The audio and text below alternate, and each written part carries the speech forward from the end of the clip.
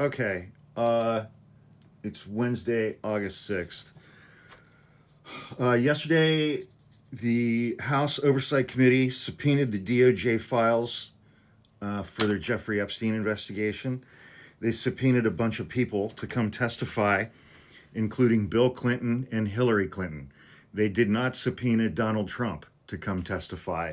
They did not subpoena Donald Trump's former Labor Secretary Alex Acosta to come testify because in 2007, 2008, Alex Acosta was the U.S. Attorney for Southern Florida who prosecuted Jeffrey Epstein and is the one who gave him the sweetheart deal where for 13 months he went to the local jail in West Palm Beach and got to leave 6 days a week at 8 a.m. and come back at 6 or 7 p.m. and spend the night in jail.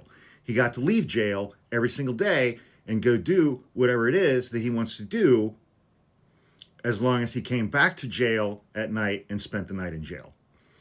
So Trump not subpoenaed, Alex Acosta not subpoenaed, Bill and Hillary Clinton have been subpoenaed.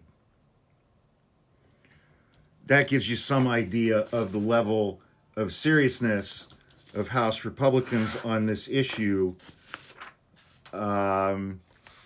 The Trump administration, the DOJ, has an audio recording of the interview, allegedly, between Ghislaine Maxwell and the number 2 guy at the Department of Justice, Donald Trump's former criminal defense attorney, Todd Blanch. And they are considering releasing a copy of the audio or a transcript of that. I'm sure it will be unedited. And, I saw a lot of people saying she gave info on 100 names.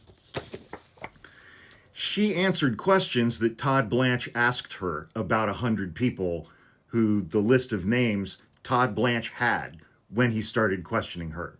He asked her questions about those 100 people. She answered those questions.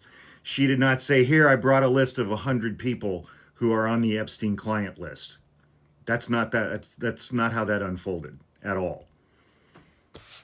And earlier this week, Ghislaine Maxwell was transferred from her maximum, or I don't know if it was maximum security, it was a high level of security prison where she was being held in Florida, and was transferred to a minimum security prison in Texas. 2 things about that. Because she spent 9 hours meeting with Todd Blanch from the Department of Justice, the prisoners in the higher level security prison where she was in Florida were saying that she's a snitch.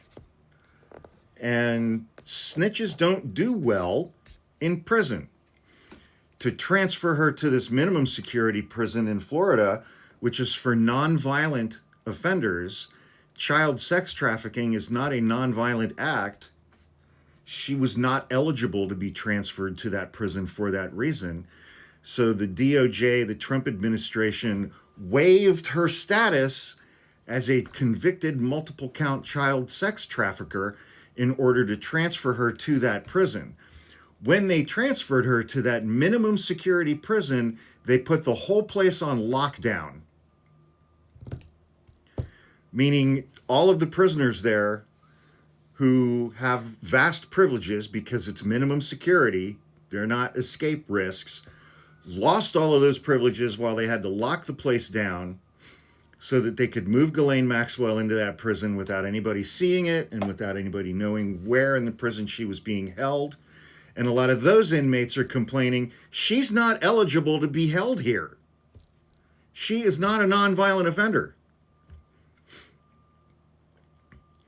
So for the MAGA crowd, protect the kids, Donald Trump's getting ready to pardon Ghislaine Maxwell. He's also considering pardoning Diddy, who, in fairness, was acquitted of the most serious charges against him. But 2 blatant, convicted sex offenders.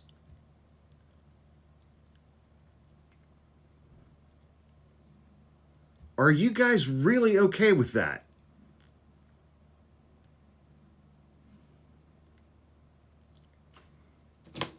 Are you really okay with that?